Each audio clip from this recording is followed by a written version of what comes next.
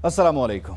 मुबश्शिर लुक़मान ज़ाती मसरूफ़ियात की वजह से आज दस्तयाब नहीं है। उनकी गैर मौजूदगी में मुझे उबैदुल्लाह सिद्दीकी को प्रोग्राम की मेज़बानी सौंपी गई है। नाज़रीन, आज शाम गए ये तय हुआ कि कल 3 रुकनी बेंच एक दिन इंतखाबात से मुताल्लिक़ मामलात को सुनेगा और तय करेगा कि आया मुल्क में एक दिन इंतखाबात होने चाहिए या फिर जो 14 मई का फैसला है वो अपनी जगह बरकरार रहे और बाकी मामलात बाद में इलेक्शन कमीशन और दीगर जो मुताल्लिक़ा लोग हैं वो तय करें। लेकिन बहरहाल कल 11:30 बजे ये समाअत होगी, इस पर सबकी नज़रें हैं। गुज़श्ता रोज़ तहरीक इंसाफ ने अपनी एक रिपोर्ट मुज़ाकरात से मुताल्लिक़ सुप्रीम कोर्ट ऑफ पाकिस्तान में जमा करवा दी है और बता दिया कि मुज़ाकरात नाकाम हो चुके हैं और वो इस वजह से कि एक दिन पर तो इत्तेफाक है लेकिन ये एक दिन आएगा कब, इस पर कोई इत्तेफाक नहीं हो सका है। अब सबको 14 मई का इंतज़ार है। इस 14 मई से पहले क्या कोई बड़ी कुर्बानियाँ हो सकती हैं, बड़ा हंगाम उठ सकता है, ये भी एक दिलचस्प सवाल है जो कि सरगोशियों की हद तक तो महदूद है, लेकिन इस पर खुलकर बात नहीं हो पा रही। आज इस पर भी बात करने की कोशिश करेंगे। साथ ही साथ जो प्रैक्टिस एंड प्रोसीजर बिल है उस पर हुक्म इम्तना को ताहुक्म सानी बरकरार रखा गया है। अब बहस यहाँ ये शुरू हो गई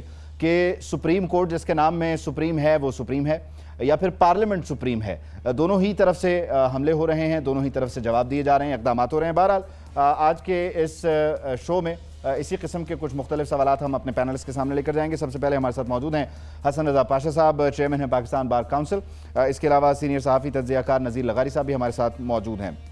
हसन रज़ा पाशा साहब, आपकी खिदमत में पहला सवाल, ये एक दिन इंतखाबात के मामले पर जो कल समाअत होने जा रही है, गो कि वो तो जैसे ही 3 रुकनी बेंच अनाउंस होता है तो पर जो उस पर इख्तलाफ है वो आ जाता है।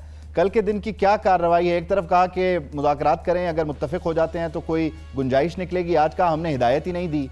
ये किस तरफ जा रहे हैं मामलात? ये सुप्रीम कोर्ट का बहुत अच्छा फैसला था और हमारा भी मुतालबा यही था कि तमाम दोनों पॉलिटिकल पार्टीज़ और स्टेक होल्डर्स बैठे और आपस में तय करें।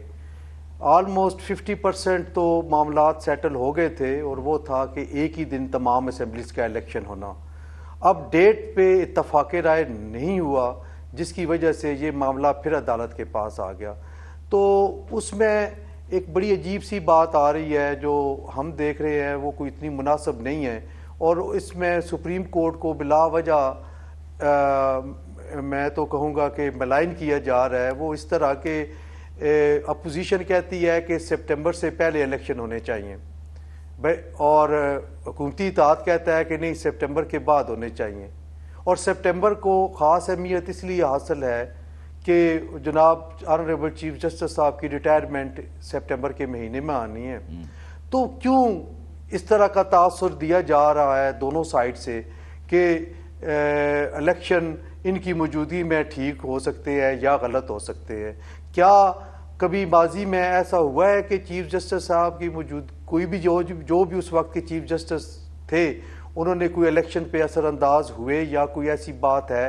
तो नेगेटिविटी खामखा की इस मामले में अटैच की जा रही है। तो ये मेरा ख्याल है नहीं होना चाहिए क्योंकि पीटीआई का मुतालबा ये है कि असेंबलीज़ को डिज़ाल्व कर लें 12 अगस्त से पहले जो कि उनकी डेट है डिज़ाल्व होने की ऑटोमेटिकली।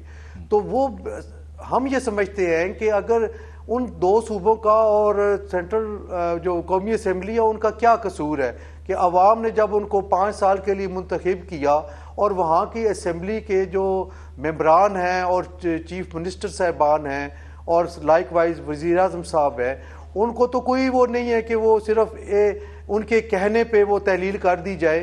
क्यों ना वेट कर दिया जाए उनके ऑटोमेटिकली तहलील होने का? हाँ, ये हो सकता है कि उनके तहलील होने के फ़ौरन बाद अगर इलेक्शन रख ले तो वो भी मुमकिन हो सकता है। इस पे बात की जा सकती है और हुकूमती इत्तेहाद 1-2 महीने पीछे आ जाए। लेकिन तो ये मामलात वैसे सेटल डाउन हो सकते थे की गुंजाइश भी नहीं है ना। दूसरा भी आपने कहा कि ऐसा कब हुआ कि कोई चीफ जस्टिस और उसकी वजह से जो है वो इंतखाबात मुतासर हुए हैं। नून लीग का पूरा नैरेटिव ये है कि 2018 के इंतखाबात में जनाब साकिब निसार साहब थे और उनके ज़रिए 2017 से जो मैनेजमेंट शुरू हुई पनामा के सूरत हाल में, उस तनाजुर में फिर 2018 को मैनेज किया गया। तो ये भी तो किसी से ढकी छुपी बातें नहीं हैं। जी बिल्कुल, इस हवाले से जो ख़ास तौर पे लेटेस्ट ऑडियो लीक हुई उनके मियाँ साकिब निसार साहब के बेटे की, वो बड़ी ख़तरनाक है और उससे साफ ज़ाहिर होता है कि उनके ख़ास ताल्लुक़ है एक मखसूस जमात के साथ اور پھر اگر ہم ماضی میں دیکھیں 2017-18 کے الیکشن کمپین تو اس میں جس طریقے سے اس وقت کے چیف جسٹس صاحب نے رول پلے کیا اور وہ مختلف حلقوں میں بھی گئے اور مثلا راولپنڈی ہاں پہ شیخ رشید صاحب کے حلقے میں وہ گئے اور باقاعدہ وہ کمپین ایک طرح سے چلائی، لیکن میں نہیں سمجھتا کہ موجودہ چیف جسٹس صاحب اس حد تک جائیں گے کہ وہ اس طرح کی کمپین چلائیں گے. وہ ٹھیک ہے، وہ ایک اپنے حساب سے ایک قانونی اور آئینی فیصلے کر رہے ہیں، لیکن مجھے نہیں لگ رہا کہ وہ کسی حلقے میں اس طرح جائیں گے یا اس طرح انٹرفیئرنس کریں گے. اس طرح کی شخصیت لگ نہیں رہی. ویسے حسن رضا پاشا صاحب، آج کے دور میں کسی کو بھی کسی حلقے میں جانے کی ضرورت نہیں ہے. جدید دور ہے، ٹکٹس چل جاتے ہیں اور سوشل میڈیا پہ لوگ موجود ہیں ترجمانی کرنے کے لیے اور بات بیان کرنے کے لیے بھی. تو بہرحال جس کو جہاں جانا ہو نہ جانا ہو وہ اس کا مسئلہ ہے، لیکن یہاں منہ بولے ترجمان بہت سارے موجود ہیں. ہمارے ساتھ جہانگیر خان جدون صاحب بھی آ گئے ہیں، ایڈوکیٹ جنرل اسلام آباد ہیں. جدون صاحب، آپ کے وقت کا بہت شکریہ. یہ آج جو کارروائی تھی اسلام آباد ہائی کورٹ میں، سنا ہے آپ کی کوئی تلخ کلامی ہوتی رہی، خاص طور پہ فواد چودھری سے، پھر آپ کو روک بھی دیا گیا چیف جسٹس صاحب کی طرف سے. یہ ہوا کیا آج کمرہ عدالت میں؟ نہیں، کوئی تلخ کلامی تو نہیں ہوئی، ٹک ٹک تھوڑی بہت مطلب ہے جو جب وکیل آرگومنٹ کرتے ہیں. اصل میں فواد چودھری صاحب ایک تو اس کیس میں وکیل نہیں تھے، تو وہ میں نے کہا جی یہ روسٹرم پہ آ گئے تو یہ پولیٹیکلی تقریر کرتے ہیں تو پھر اس کا جواب کسی نہ کسی کو دینا پڑتا ہے. تو اس میں پھر ان کو چیف جسٹس صاحب نے منع کیا، تو کیونکہ ان کا کوئی جواز نہیں بنتا تھا روسٹرم پہ آنے کا. انہوں نے کہا جی ان کی گاڑی نہیں اندر آنے دی آپ نے، اس کی عمران خان کی ایکس پرائم منسٹر ہیں. تو میں نے کہا جی اس اسلام آباد ہائی کورٹ کے اندر تو کسی پرائم منسٹر کی گاڑی کبھی نہیں آئی، ان کی تو پھر پہلے بھی 2 دفعہ آ چکی ہے. تو ایون سٹنگ پرائم منسٹر جب ایک دفعہ گئے ہیں کورٹ میں، اسی اسلام آباد ہائی کورٹ میں، تو انہوں نے بھی گاڑی اپنی باہر کھڑی ہے. یہ سٹنگ پرائم منسٹر شہباز شریف صاحب. اس میں پھر تھوڑا سا انہوں نے کورٹ نے کہا جی آپ اس طرح باتیں نہ کریں سارے پولیٹیکل، تو وہ اٹھ کے چلے گئے. تو پھر انہوں نے جا کے ان کے وکیل نے ان سے کوئی معذرت کی ہے کوئی چیمبر میں. تو پھر وہ جب دوبارہ سنگل بینچ کا کیس تھا تو پھر وہ چیف جسٹس صاحب دوبارہ آ گئے. تو پھر انہوں نے کہا جی انہوں نے معذرت کر لی ہے. تو پھر وہ کیس انہوں کا جو پٹیشن رہتی تھی وہ دوبارہ سنی ہے.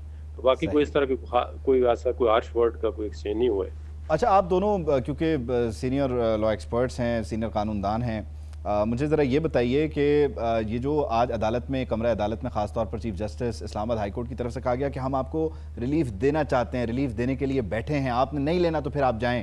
یہ میں کیونکہ کمرہ عدالت کے ماحول سے واقف نہیں ہوں، میری ذرا رہنمائی فرمائیے گا پاشا صاحب کہ یہ ایسا ہو سکتا ہے کہ کسی کو کہا جائے کہ ہم دے رہے ہیں، لے لو ریلیف، یہ ممکنات میں سے ہے؟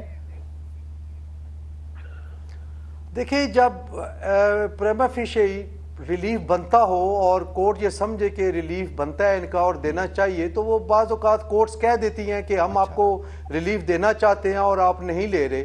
وہ میرا خیال ہے چیف جسٹس صاحب نے اس تناظر میں کہا ہوگا کہ ان کو بار بار بلایا جاتا ہے اور وہ حاضر نہیں ہوتے. تو جب بھی دیکھا ہے کہ وہ حاضر ہوئے ہیں تو ان کو عدالتوں سے ریلیف ملے ہیں. ماشاءاللہ. آج تو کئی ایسے معاملات ہیں جس پہ ہماری ریزرویشنز ہیں کہ عام آدمی کو وہ ریلیف نہیں ملتے جو محترم عمران خان صاحب کو ملتے ہیں. تو یہ ریزرویشنز ہماری ہیں، لیکن بہرحال مجھے نہیں پتا کہ وہ کیسز کون سے تھے، ان کو یہ ریلیف بنتا تھا یہ نہیں. لیکن چیف جسٹس صاحب نے اگر جس چیز کا اظہار کیا ہے تو شاید وہ کوئی ایسے مائنر نیچر کے افینسز ہوں جس پہ وہ کہتے ہیں کہ ہم ریلیف دینا چاہتے ہیں. ان کو ریلیف ملتا بھی ہے اور مل بھی رہا ہے، ماشاءاللہ نظر بھی آ رہا ہے، اور جہاں بنتا ہے وہاں ملنا بھی چاہیے. لغاری صاحب کو شامل گفتگو کرتے ہیں. لغاری صاحب، دونوں جو معزز میرے مہمان ہیں ان کی گفتگو آپ نے سن لی. اب کل 11:30 بجے پھر 3 رکنی بینچ ہے، اور 3 رکنی بینچ کا جہاں نام آتا ہے اس پہ آپ کو پتہ ہے کہ پھر وہ ایک بحث چھڑ پڑتی ہے. اب کل کیا ہوگا، کل کی جو کارروائی ہے اس کی کیا حیثیت رہ جائے گی؟ یہ کیا یہاں ہم صرف لڑتے ہی رہیں گے، بحث در بحث ہوگی کہ مسئلے کے حل کی طرف جائیں گے؟ اچھا، اس سے پہلے آپ بات کر رہے تھے کہ چیف جسٹس صاحب اثر انداز ہوتے ہیں یا نہیں ہوتے ہیں، اور جو ثاقب نثار صاحب کا بھی آپ نے ریفر کیا کہ شیخ رشید کی حلقے میں گئے اور وہاں یہ تاثر ملا کہ جناب چیف جسٹس کی کوئی پسند یا ناپسند ہے اس طرح کی. یہ روایت جو ہے وہ شروع کی تھی جناب جسٹس افتخار محمد چودھری نے، جو پورے ریٹرننگ آفیسرز کا باقاعدہ اجلاس طلب کیا ایک دن پہلے پولنگ سے، اور جو 2013 کے الیکشن تھے ان کو تو پھر RO کا الیکشن کہا گیا تھا. یہ ایک بات یہ بھی تھی. تو اس کا مطلب یہ ہے کہ چیف جسٹس کے منصب پر فائز جناب جسٹس عمر عطا بندیال تیسری شخصیت ہوں گی جن کے اوپر یہ سوال اٹھے گا کہ کیا وہ الیکشن میں اپنا اثر ڈالنا چاہتے ہیں یا اس طرح کی صورتحال ہے۔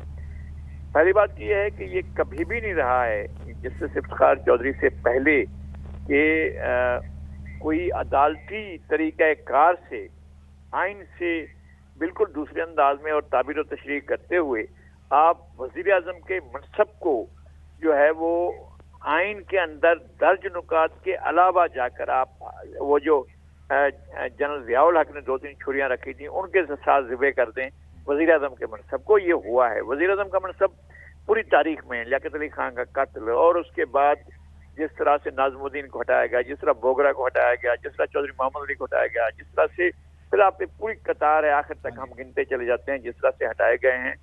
آخری وزیر اعظم ہٹائے گئے ہیں وہ تحریک عدم اعتماد کے ذریعے، یہ ایک واحد آئینی طریقے سے ہٹائے جانے والے وزیر اعظم تھے۔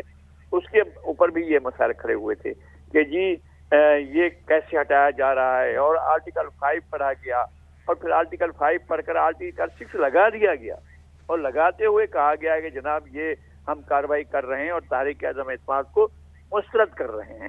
اس پر بنتا تھا ہائی ٹریزن کا کیس، اور یہ نہیں کیا گیا اور اس کو اگنور کیا گیا، اس کو بہت مائنر سی ایک آئینی فروغ سمجھا گیا۔ میرے خیال میں وہ ایک بہت بڑا واقعہ تھا ہماری تاریخ کا، جب پہلی بار کسی کے خلاف تحریک عدم اعتماد آ رہی ہے تو اس کے ساتھ یہ کھلواڑ کیا گیا غیر آئینی، اور آرٹیکل 95 کو بالکل بے جان اور ایک مردہ چیز سمجھ لیا گیا تھا۔ یہ لگ رہا تھا کہ جیسے آرٹیکل 95 ایگزسٹ نہیں کرتا ہے پاکستان کے آئین میں۔ تو یہ صورتحال کہ جناب ایک تو عدلیہ کی ایک پوری تاریخ ہے، انتہائی افسوسناک ہے، اور ہم بطور پاکستانی شرمندگی محسوس کرتے ہیں جو جسٹس منیر نے کیا آئین کے ساتھ، پھر اس کے بعد جو 200 کیس میں ہوا، پھر اس کے بعد جو ایک اسما جیلانی کیس، وہ بھی یحییٰ خان ہٹ چکا تھا، اس کو ہٹے ہوئے مدت گزر چکی تھی، پھر کرم فرمائی کی تھی سپریم کورٹ نے، جسٹس حمود الرحمان نے، کہ جناب کہا کہ یہ غاصب تھا یحییٰ خان کو غاصب قرار دیا گیا، لیکن بعد میں کسی کو بھی نہیں، بلکہ ان کو تو مزے سے دیے گئے۔ میں ابھی کتاب دیکھ رہا تھا، اور یہ کتابیں بار بار دیکھنا پڑتی ہیں، جنرل کے ایم عارف کی، کہ شریف الدین پیرزادہ نے پوچھا جسٹس انوار الحق سے کہ بھائی آپ نے جنرل ضیاء کو آئین میں ترمیم کا اختیار دیا ہے؟ انہوں نے کہا وہ میں کیسے دے سکتا ہوں؟ انہوں نے کہا اگر نہیں دے سکتے تو آپ جائیں اپنا گھر، کیونکہ آپ تو پھر سپریم کورٹ کے چیف جسٹس نہیں ہو سکتے۔ انہوں نے تو آپ کو جو ہے جیسے یعقوب علی خان کو ہٹا کر آپ کو لائے ہیں، تو آپ کو ترمیم کا اختیار دینا پڑے گا۔ وہ کھانا چھوڑ کر چلے گئے اور جا کر انہوں نے آئین میں ترمیم اپنے ہاتھ سے جا کر کی قلم سے جا کر لکھا، اور اس میں اندر جنرل ضیاء کو آئین میں ترمیم کا اختیار دیا۔ پھر اس طرح سے یہ جو جسٹس ارشاد حسن خان کی کورٹ تھی، اور افتخار محمد چودھری جیسے بڑے دبنگ جج جو ہیں وہ بھی بیٹھے ہوتے ہیں، انہوں نے کہا تھی 3 سال کے لیے آپ اپنے اس کو امور مملکت سنبھالیں، جنرل سے کہا ایک سرونگ جنرل سے کہ آپ سنبھالیں، اور ساتھ میں آپ کو ترمیم کا اختیار بھی ہم دے رہے ہیں، وہ مانگے نہ مانگے آپ اپنی طرف سے ترمیم کا اختیار جو ہے وہ انہوں نے دے دیا۔ اس میں کوئی پرے بھی نہیں تھی، کوئی بات بھی نہیں تھی، لیکن ظاہر ہے جو فیصلہ کرتی ہے سپریم کورٹ تو ان کا اپنا ایک وزڈم ہے، ان کی اپنی ایک دانش ہے۔ میں ذرا جدون صاحب کو شامل گفتگو کرتا ہوں۔ جدون صاحب، مجموعی طور پر جب ہم کمرہ عدالت سے باہر بیٹھ کر اپنے اسٹوڈیوز میں ٹی وی سیٹس کے آگے بیٹھ کر جب لوگ دیکھ رہے ہوتے ہیں جو عدالتی کارروائی ہوتی ہے، سماعت ہوتی ہے، ذرا میں اس کو سمجھنا چاہ رہا ہوں۔ ایک دن کے جو ریمارکس ہوتے ہیں اس میں کہا جاتا ہے کہ اگر کل نہیں آئے تو بس پھر یہ اور بس پھر وہ، ایمبولنس میں آنا پڑے، ویل چیئر پہ آنا پڑے، لیٹ کر آنا پڑے، کھڑے ہو کے آنا پڑے، پہنچو۔ اگلے دن جیسے ہی وہ جب شخص کمرہ عدالت میں پہنچتا ہے تو وہ جو ایک شفٹ ہوتا ہے وہ ایک عام نیوٹرل ویور کے لیے اس کو ایڈجسٹ کرنا، اڈاپٹ کرنا بڑا مشکل ہو جاتا ہے۔ ذرا ہماری رہنمائی کے لیے فرمائیے یہ ہوتا کیسے ہے؟ دیکھیں آپ، میں آپ کو جو آج کا کیس تھا اس کے بارے میں تھوڑا سا بتا دوں۔ تو پاجا صاحب نے پھر پوچھا جی کہ ریلیف کس طرح مل گیا ان کو، تو یہ جو ان کی بیل پٹیشن تھی، پری ریسٹ بیل تھی، یہ میرٹ پہ ڈیسائیڈ نہیں ہوئے۔ انہوں نے یہ استدعا کی تھی کورٹ سے کہ کورٹ نے کہا جی آپ نیچے یہاں پہ جو آپ کا ٹرائل ہونا ہے، وہ جو ٹرائل کورٹ ہے اس میں جا کے آپ بیل اپلائی کریں۔ تو وہ آپ کو پتہ ہے 1 کلومیٹر کے فاصلے پہ ہے، بالکل ساتھ ہی ہے۔ تو انہوں نے پھر کہا جی ادھر سیکورٹی کے ارینجمنٹ ٹھیک نہیں ہوتے تھے، اس لیے ہم ڈائریکٹ آئے۔ انہوں نے پھر آج وہ ڈسپوز آف کر دیں کہ اسی کورٹ میں آپ جائیں، ود ان 10 days کو کوئی تاریخ ابھی وہ آرڈر آیا نہیں ہے ان رائٹنگ۔ تو یہ ان کی جو 7 بیل پٹیشن تھی وہ ڈسپوز آف کر دیں۔ یہ تو ریلیف تک کی بات تھی۔ اب جو آپ کہہ رہے ہیں جی کہ وہ کہتے ہیں جی کل آ جائیں پرسوں آ جائیں، تو کل اس طرح ہوا تھا، کل انہوں نے کہا تھا، آرڈر کیا تھا اسلام آباد ہائی کورٹ نے کہ اگر آپ کل نہ آئے تو آپ کی بیل جو پٹیشن ہے وہ ڈسمس کر دی جائیں گی. تو انہوں نے ایک میڈیکل سرٹیفکیٹ پیش کیا کل کہ جی وہ بیمار ہے. تو ہم نے اس پہ بیسیکلی یہ آبجیکشن لیا جی کہ یہ پرائیویٹ میڈیکل ہاسپٹل ہے اور یہ ڈاکٹر بھی ان کے اپنے ہیں، اسپتال بھی ان کے اپنی ہے، اور اگر اپنی نہ بھی ہو تو پرائیویٹ جو ہے ڈاکٹر ہے وہ سرٹیفکیٹ ایڈمیسیبل نہیں ہوتا کرمنل لا کے اندر، کسی بھی کورٹ کے اندر. تو آج جب پھر وہ دوبارہ آئے تو وہ میں نے جو بینچ تھا اس کی توجہ مبذول کرائی کہ جی کا آپ نے جو کل ان کو کل جو ڈیٹ دی تھی آج کی، تو کیا میڈیکل سرٹیفکیٹ کی وجہ سے تھی؟ تو انہوں نے کہا نہیں، بالکل میڈیکل سرٹیفکیٹ کی وجہ سے نہیں تھی، یہ جو میڈیکل سرٹیفکیٹ ہے انہوں نے کہا جی یہ گورنمنٹ ہاسپٹل سے اگر ہو تو پھر ایڈمیسیبل ہوتا ہے. تو پھر ہم نے وہاں پہ ایک بینچ کے آگے استدعا بھی رکھی جی کہ یہ اپنی مرضی کا پاکستان کے اندر کدھر بھی چاہتے ہیں کہ گورنمنٹ ہاسپٹل میں اپنا یہ کوئی میڈیکل بورڈ کنسٹیٹیوٹ کرنا چاہتے ہیں، کوئی میڈیکل کرانا چاہتے ہیں، اور بے شک جس ڈاکٹر صاحب نے ڈاکٹر صاحب نے آج یہ میڈیکل رپورٹ دی ہے، یہ اگر یہ اس کا ممبر بننا چاہتے ہیں اس بورڈ کا، تو ہم گورنمنٹ جو ہے پھر بھی بنانے کے لیے تیار ہے، اور ہم ان کا میڈیکل جو ہے ایگزامینیشن کرانا چاہتے ہیں. کیونکہ آج جو انہوں نے رپورٹ دی تھی اس پہ ہمیں ڈاؤٹ تھا کہ یہ رپورٹ جو ہے یہ ٹھیک نہیں ہے اور یہ فیک قسم کی رپورٹ ہے. تو وہ پھر وہ ایکسیپٹ کرنے کے لیے تیار ہی نہیں ہے. وہ کہتے ہیں جی ہم مطلب سو فار ابھی تک انہوں نے کوئی اپنی کانسیپٹ دی ہے نا، یہ لگتا ہے کہ وہ گورنمنٹ کی کسی ہاسپٹل سے کرانا چاہتے ہیں. تو جب ڈیزگنیٹڈ پائے صاحب کو بھی پتہ ہے ڈیزگنیٹڈ ڈاکٹر ہوتا ہے، ایون میڈیکل گورنمنٹ ہاسپٹل کے اندر بھی ڈیزگنیٹڈ ڈاکٹر ہوتے ہیں جو ایم ایل آر ایشو کرتے ہیں. تو ایم ایل آر جب تک ڈیزگنیٹڈ ڈاکٹر گورنمنٹ کا نوٹیفائڈ ہوتا ہے، بلکہ وہ نوٹیفائڈ ہوتا ہے، ڈیزگنیٹڈ مین کے نوٹیفائڈ بائی دا گورنمنٹ، کیونکہ اگر وہ ٹرانسفر ہوتا ہے تو پھر دوسرے ڈاکٹر کو گورنمنٹ نوٹیفائی کرتی ہے. وہ نوٹیفائڈ ڈاکٹر بھی میڈیکل رپورٹ دے سکتا ہے یا سرٹیفکیٹ دے سکتا ہے کہ یہ جو پیشنٹ ہے یا ایکسکیوزڈ ہے، انیبل ٹو ٹریول ہے، یا یہ ٹریول نہیں کر سکتا، یا یہ اس کی لیگ کا اتنا اس پہ اثر ہے کہ یہ کھڑا نہیں ہو سکتا. ادروائز تو آپ کو بتائیے اگر پریسیڈنٹ آج سیٹ ہو جاتا وہ تو پھر جناب کل تو سارے لوگ جو ہے وہ عدالتوں میں درخواست دے دیں گے صاحب. بالکل ایسے ہی. اچھا میں نا آپ کی باتوں سے نا ایک چھوٹا سا سوال ہے، بڑا ہی عامیانہ سا سوال ہے، میں ذرا حسن رضا پاشا صاحب کی طرف لے کر چلتا ہوں. حسن رضا پاشا صاحب، یہ جو سارے معاملات اب ہم اپریل 2022 کے بعد سے دیکھیں، اور پھر جو ان کا اپنا ایک موقف ہے کہ 121 مقدمات ہو گئے، بلکہ اب وہ کہتے ہیں کہ ڈبل سینچری ہو جائے گی.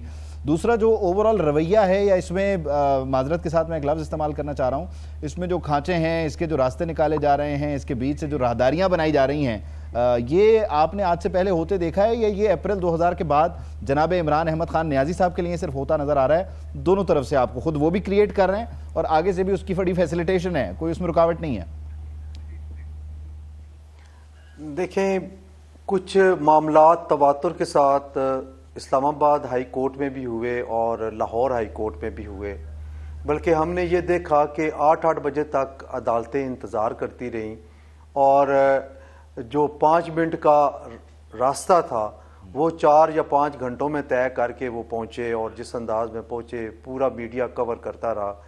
میرا تو یہ اس وقت بھی یہ میری رائے تھی کہ اگر اس وقت بھی یہ ایک ول ہوتی آنے کی ٹائم پہ، تو وہ صرف میگا فون پہ انہوں نے خود اعلان کرنا تھا کہ آگے سے ورکرز ہٹ جائے، تو انہوں نے ہٹ جانا تھا. لیکن شاید وہ چاہتے تھے کہ یہ ایسا ایک ایونٹ بن جائے، اور لوگ دیکھ رہے ہیں، میڈیا پہ سارا چل رہا ہے، ساری عوام دیکھ رہی ہے، تو وہ پھر ایونٹ بنا دیا انہوں نے. لیکن مجھے ان آنریبل جج صاحبان پہ تھوڑا سا ہوتا ہے گلہ اور شکوہ، میں ضرور کروں گا کہ ایک عام آدمی کے لیے کبھی انہوں نے ویٹ نہیں کیا. ایک کال کی، دوسری کال کی، تیسری کال پہ، میکسیمم تیسری کال پہ اگر وہ نہیں آیا تو وہ ڈسمس ان ڈیفالٹ کر دیتے ہیں. لیکن ان کے لیے انتظار کیا جاتا ہے، انڈیو انتظار ہے، یہ نہیں ہونا چاہیے. اگر ٹائم ہے اور ٹائم پہ وہ نہیں آئے تو آپ کو کورٹ ڈسچارج کر دینی چاہیے، اٹھ جانے چاہیے. تو یہ جب ایکسٹرا آرڈینری جب ریلیف ملتا ہے تو پھر پارٹیز، عام لوگ ہم سے کہتے ہیں جی کہ ہمارے لیے اس طرح کیوں نہیں ہے.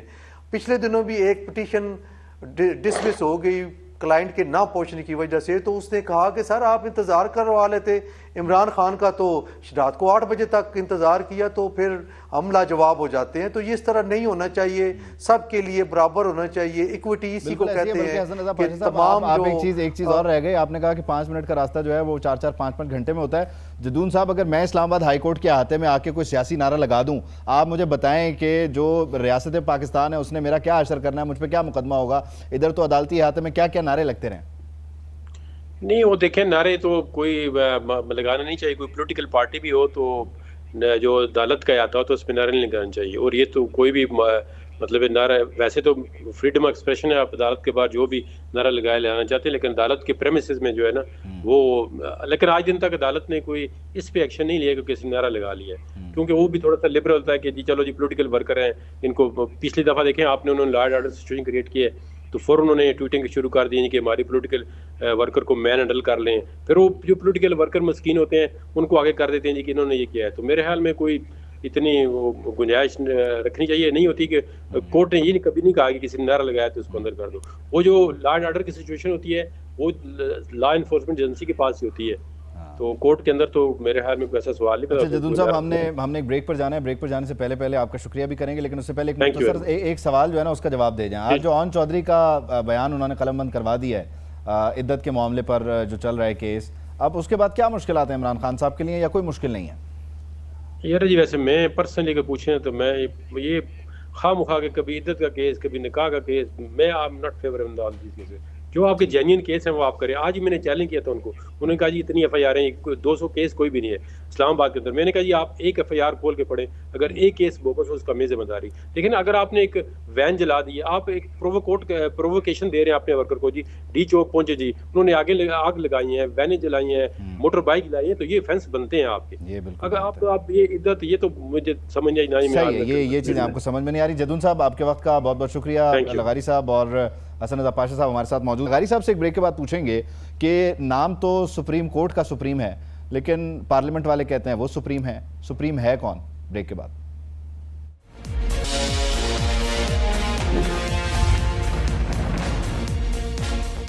Welcome back. بریک پر جانے سے پہلے نذیر لغاری صاحب کے لیے ایک سوال ہم چھوڑ کے گئے. پوچھنا یہ تھا کہ سپریم کورٹ ہے اور ایک طرف ہے پارلیمنٹ, اب دونوں کی طرف سے یہ کہا جا رہا ہے کہ سپریم ہم ہیں, ادھر سے ہونے والی قانون سازی پر حکم امتناع. اسی بیچ میں شعیب شاہین صاحب نے بھی جوائن کیا. شعیب شاہین صاحب آپ کے وقت کا بہت شکریہ. ذرا لغاری صاحب سے پوچھ لیتے ہیں کہ لغاری صاحب پھر یہ سپریم ہے کون, یا کیا کس طرح کریں, اس کے لیے کوئی ٹاس کروایا جائے, اس کے لیے کوئی ایک ہفتے کے مقابلے ہوں, کیا صورت نکل سکتی ہے اس کی؟ دیکھیں تاریخ میں جو معلوم تاریخ ہے پچھلے 5000 سال کی, اس کے اندر یہ تو کبھی نہیں ہوا ہے کہ سپریم کورٹ نے حکمران کا درجہ حاصل کر لیا ہو اور وہ سب چیزوں پر بالادست ہو گئی ہو, اور تمام ایگزیکٹو اتھارٹی کو بھی اور پارلیمنٹ اتھارٹی کو بھی اپنے ہاتھ میں لے لی ہوا ہے, تو کبھی نہیں ہوا ہے. اور یہ کہ کون جو ہے وہ سب سے بڑا ہے, جہاں پارلیمانی نظاموں کا ظاہر ہے وہاں پارلیمنٹ ہوگی, اور جہاں پر بادشاہت کا نظام ہوگا وہاں بادشاہت ہوگی, جہاں پریزیڈنشل سسٹم ہوگا وہاں پریزیڈنٹ ہوگا. تو یہ کون سی بات ہوئی کہ کون بالاتر ہے کون بالادست نہیں ہے. اب بھی کانگریس جو ہے وہ سپریم کورٹ کے اور فیڈرل کورٹس کے 66 ججوں کا مواخذہ کر چکی ہے امریکہ کے اندر. یہ کون سی بات ہے؟ اور ہوتا ہے مواخذہ, یعنی پریزیڈنٹ کا بھی مواخذہ ہوتا ہے, لیکن کل شاہد خاقان عباسی صاحب نے کہا یہ کہ اگر چاہے پارلیمنٹ تو چیف جسٹس کو نائل کر سکتی ہے. یہ خاقان عباسی صاحب کی رائے ہے. وہ کچھ بھی کہیں, یہ ان کا اپنا ڈسکریشن ہے کہ وہ کیا کہتے ہیں کیا نہیں کہتے ہیں. لیکن ہم نے اگر پہلوان بنا کر لڑانا ہے کہ جی پارلیمنٹ پہلوان ہے یا سپریم کورٹ پہلوان ہے یا ایگزیکٹو پہلوان ہے, تو ہمیں اس طرف پڑھنا نہیں چاہیے. بہرحال سب کا اپنا اپنا دائرہ کار ہے اور سب کو اپنے اپنے دائرہ کار کے اندر. لیکن لغاری صاحب اس میں ذرا ایک میرا ضمنی سوال شامل کر لیں. اگر یہ سپریم ہے پارلیمان, اور جو مقننہ ہے یہ باڈی بڑی سپریم ہے, بڑی قابل احترام ہے, تو ذرا اس پہ کیا کہیے گا کہ یہ جو پھر بھاگتے ہیں اپنے پڑوس میں اور پھر تھوڑا سا دور جا کے راولپنڈی کی گلیوں میں پائے جاتے ہیں, یہ اگر اتنے سپریم ہیں تو انہیں پھر اس سپریمیسی کا احساس کیوں نہیں رہتا, اور یہ پھر دائیں بائیں کیوں نکلتے ہیں؟ آج ان کی چیخیں بھی نکل رہی ہیں. پھر نہیں تو کون سا ایسا وہ ہے آپ کے پاس ستون ہے جو راولپنڈی کی گلیوں میں پایا نہیں جاتا ہے, یا آپ ہم سے سننا چاہتے ہیں کیا؟ وہ کون سا ستون ہے, کس ستون کے پاس جو ہے وہ نہیں ہوتا ہے؟ اور یہ کیا بات ہوئی؟ اگر ہمارے سیاسی عمل کو اتنا گناہ نہ بنا دیا گیا ہوتا تو یہ صورتحال پیدا نہ ہوتی. یا ایوب خان, ہر جگہ پر ایوب خان بیٹھا ہوتا ہے اور ایوب خان کہتا ہے کہ جناب لیاقت علی خان کے ساتھ جو حشر ہو جائے. وہ ایوب خان ہوتا ہے جو کہتا ہے کہ ناظم الدین کو گالیاں دو. وہ ہوتا ہے ایوب خان جو کہتا ہے کہ جناب بوگرا کو ہٹا دو اور چودھری محمد علی کو بھیج دو اور اسمبلی اس کی توڑ دو, اور پھر جب اسمبلی توڑ دی جاتی ہے تو پھر جسٹس منیر پیدا ہوتا ہے, وہ بھی ایوب خان پیدا کر دیتا ہے. اور ایوب خان جو ہے وہ چلتا رہتا ہے سن 69 تک, جب تک کہ یحییٰ خان نہیں آ جاتا ہے. پھر یحییٰ خان آتا ہے, یحییٰ خان بن جاتا ہے, پھر ضیاء خان آ جاتا ہے تو ضیاء خان آ جاتا ہے. ابھی باجوہ خان تھے تو باجوہ خان کا دور چل رہا تھا نا, وہ ان کی سلطنت چل رہی تھی, اور پہلے ان کی تسبیح پڑھی جا رہی تھی. ان کی سلطنت میں جو وزیر اعظم تھے وہ آج حیرانی کا اظہار کر رہے ہیں کہ میرا آرمی چیف کہتا تھا کہ ٹینکوں میں تیل نہیں ہے. بہرحال جی عجیب و غریب سی صورتحال ہے. شعیب شاہین صاحب آپ سے پوچھتے ہیں کہ آپ نے لغاری صاحب کی رائے سن لی کہ پارلیمنٹ سپریم ہے, ڈیفینیٹلی ہمارا ایک جمہوری نظام ہے, پارلیمانی نظام ہے, تو کیا آپ جس طرح سے پارلیمان کے فلور پر گفتگو ہو رہی ہے کہ ججز کو بلوائیں, رجسٹرار کو بلوا لیا کہ جی آڈٹ ہو جائے, دوسرے کچھ ارکان کی رائے کہ ججز کو بلوائیں, ان سے پوچھیں کہ آپ ہمارا ریکارڈ کیوں مانگ رہے ہیں, یہ ممکن ہے, یہ ہو سکتا ہے, ہوگا تو کیسے ہوگا؟ دیکھیں لغاری صاحب کی میں اس بات سے تو اتفاق کرتا ہوں جو انہوں نے پاکستان بنانے کے فوراً بعد establishment, military establishment, civil establishment اور ہمارے لینڈ لارڈز اور ہمارے جاگیردار اور اس کے ساتھ ساتھ ججز کو بھی ساتھ ملا لیا گیا, تو جو انہوں نے مافیا کا روپ دھار لیا تھا اور جس میں طاقتور طبقہ اور حلقہ جو تھا وہ ملٹری اسٹیبلشمنٹ تھی, اور اس کی رول اور اس کی غیر قانونی اور غیر آئینی اقدامات کے نتیجے میں نظریہ ضرورت ایجاد ہوا, اور اس کے بعد چل اور اس کی بڑی لمبی ہسٹری ہے, میں اس پہ آپ کے سوال کا وقت ضائع کیے بغیر اس سے آگے چل دوں گا. جہاں ریٹن کانسٹیٹیوشن ہوتا ہے وہاں آئین بالادست ہوتا ہے, آئین کی بالادستی ہے, supremacy of constitution and rule of law ہے. جہاں آئین نے اپنی ڈومین میں وضاحت کے ساتھ لکھ دیا ہے کہ کس کی کیا ڈومین ہوگی, تو جو اس کو ٹریس پاس کرے گا یا اس کو وائلیٹ کرے گا وہاں وہ ایکسیس آف پاور میں وہ چلا جائے گا. اب جو پارلیمان یہ کہہ رہا ہے کہ سپریم کورٹ کے فیصلوں کو ہم نے قراردادوں کے ذریعے نلیفائی کر دیا, یہ نہیں ہو سکتا. یہ آرٹیکل 190 کی خلاف ورزی ہے, یہ سپریم کورٹ کے توہین ہے, یہ آرٹیکل 204 کی خلاف ورزی ہے, یہ آرٹیکل 184 کی خلاف ورزی ہے, اور یہ نہیں ہو سکتا. دوسری بات, جو جن ایشوز پہ وہ کہہ رہے ہیں کہ جو ہم فیصلہ کریں گے وہی حرف آخر ہوگا, وہ ان کی بات درست نہیں ہے. جو احتساب کا طریقہ کار ہے, دیکھیں کل آئین بدل دیتی ہے پارلیمان, یس ان کو اختیار ہے with 2/3 میجورٹی. اس وقت اگر کسی جج کے کنڈکٹ کے بارے میں بات کرنی ہو تو وہ نہیں کر سکتے, وہ آئین ان کو منع کرتا ہے, آرٹیکل 68.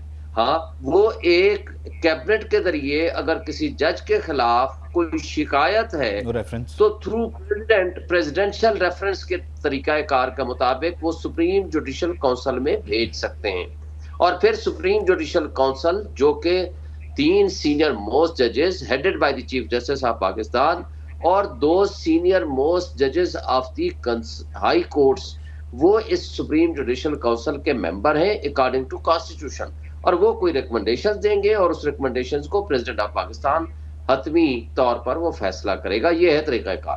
کل فرض کرو سپریم کورٹ اب پارلیمان تبدیل کر دیتی ہے اس احتساب کے طریقہ کار کو, تو ان کے پاس ایک آپشن ہے, وہ آپشن کریں گے 2/3 میجورٹی کے ساتھ 209 کو چینج کریں. ٹھیک ہے. اچھا مجھے یہ بتائیں کہ جو آپ نے سپریم جوڈیشل کاؤنسل کی کارروائی کے بارے میں کہا, اس میں شہریوں کی بھی بڑی درخواستیں ہیں, جیسے قاضی فائز عیسیٰ سے متعلق ریفرنس گیا, پھر حالیہ دنوں میں کچھ اور ججز سے متعلق, یہ اس کی پروسیڈنگ چیف جسٹس کا ٹوٹلی اختیار ہے, ان کا استحقاق ہے, یا یہ اس کا کوئی اسکیجول ہے؟ یہ کیونکہ بڑے لوگوں کو شدت سے انتظار ہے کچھ لوگوں کے بارے میں سننے کا کہ ان کے معاملات کس نہج کو جاتے ہیں, کہاں پہنچتے ہیں شعیب شاہین صاحب؟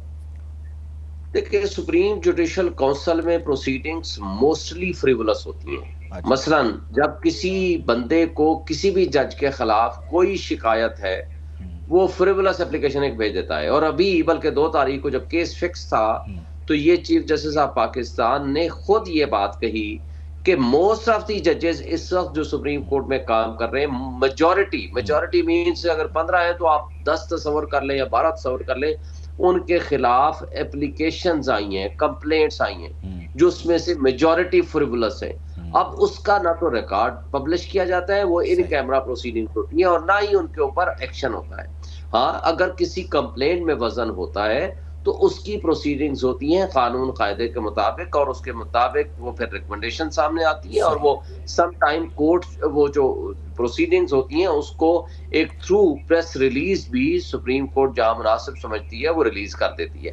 تو میرا اگر کسی شکایت میں وزن ہوتا ہے تو ایک سینئر موسٹ جج کو بھی کمرہ عدالت میں کھڑے ہو کر دلائل دینا پڑتے ہیں, ان کی اہلیہ کو بھی مختلف عدالتوں کے چکر لگانا پڑتے ہیں. وزن کی بات ہے, وزن جہاں پڑ جائے. بہرحال حسن رضا پاشا صاحب کو شامل گفتگو کر لیتے ہیں. حسن صاحب, شعیب شاہین صاحب کہتے ہیں آئین بالا دست ہے, پھر آئین نے کہا کہ مقننہ کا کام ہے قانون سازی کرنا. مقننہ نے ابھی قانون سازی شروع کی, ادھر سے اسے اسٹرائک ڈاؤن کر دیا تا حکم ثانی اس پر جو ہے وہ کیا کہنا چاہیے اس کو روک دیا گیا ہے. پریکٹس اینڈ پروسیجر بل کو حکم امتناع گیا ہے. تو پھر یہاں بالادست ہے کون پھر؟ کوئی شک نہیں کہ آئین بالادست ہے اور اس پہ دوسری رائے بھی نہیں ہو سکتی, لیکن جب آئین میں ہی درج کیا گیا کہ ہر ایک کی اپنی ڈومین ہے, ہر ادارے اپنی اپنی حدود اور قیود میں رہیں گے. مثال کے طور پہ آپ نے جو ایگزامپل کوٹ کی یہ supreme court procedure and practice bill کے حوالے سے, تو اس میں وہ تھی آرٹیکل 75 آف دی کانسٹیٹیوشن کے تحت وہ ساری کارروائی ہوئی.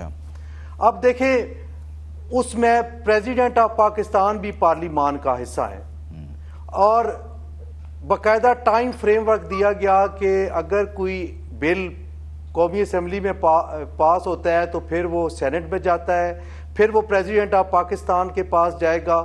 ان کے پاس 10 دن ہوتے ہیں, 10 دن میں یا تو وہ دستخط کریں یا پھر وہ مناسب سمجھتے ہیں کہ نہیں اس پہ مزید ڈیلیبریشن ہے تو وہ واپس بھیج دیتے ہیں, جیسا کہ اس بل کے ساتھ ہوا.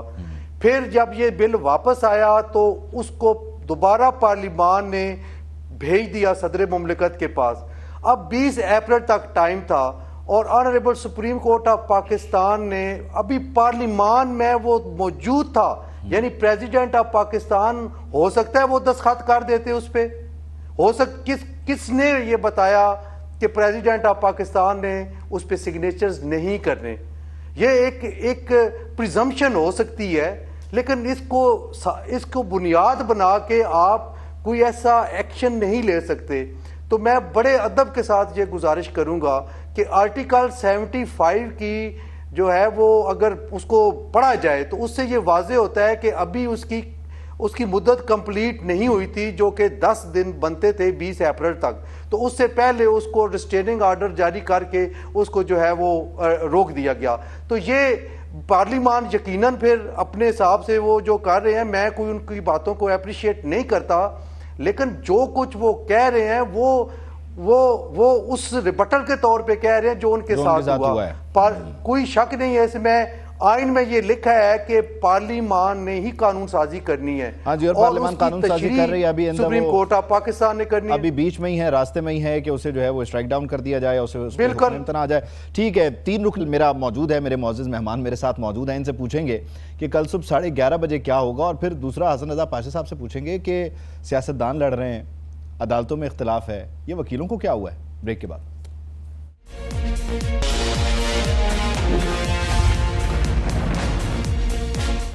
Welcome back. نذیر لغاری صاحب, آپ کی طرف آتے ہیں. آپ نے بولا کہ پارلیمانی نظام ہے اور اس میں پارلیمان سپریم ہے. شعیب شاہین صاحب کہتے ہیں آئین یقینی طور پر جو ہے وہ سپریم ہے, وہ بالادست ہے. اب مسئلہ یہ ہے کہ جب اس قسم کا کبھی کبھی بحران آیا تو جن لوگوں کی طرف دیکھا گیا انہوں نے ہمیشہ مسئلہ حل کروا دیا. اس مرتبہ دیکھ رہے ہیں وہ بندے نہیں مل رہے, اب اس مسئلے کا حل کیا ہے؟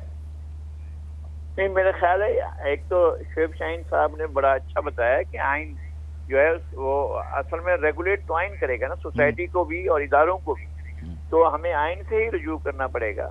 اور آئین میں اگر کچھ چیزیں واضح نہیں ہیں تو پھر پارلیمنٹ کی طرف جانا پڑے گا.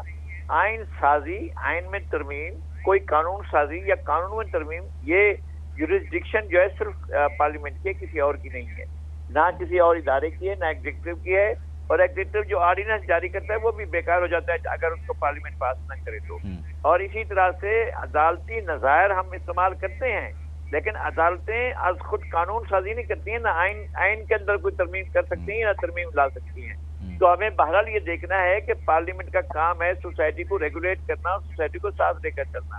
اب بڑے لوگ نہیں رہے ہیں, ظاہر ہے نصر اللہ خان نہیں, نواب رضا نصر اللہ خان نہیں ہے, اور ظاہر ہے اس طرح کی اور کوئی شخصیت بھی نہیں ہے ہمارے سامنے.